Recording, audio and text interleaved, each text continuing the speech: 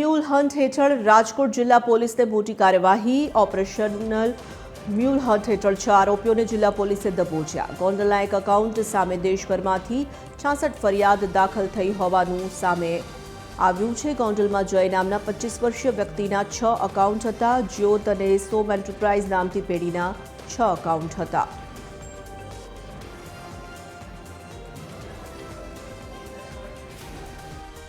और आ अकाउंट में total transaction जो है आ जय भाई पास 6 एकाउंट है एनी एक सोम एंटरप्राइजेज है અને એક જ્યોત ટ્રેડિંગ છે। આ બંને ફર્મના નામ ઉપર 6 જેટલા અકાઉન્ટ છે।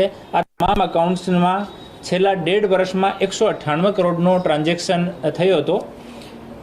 પછી બીજા આના તપાસ કરતા આનો એક બીજો સહ આરોપી તરીકે મનીષ છગનભાઈ કામાણી છે।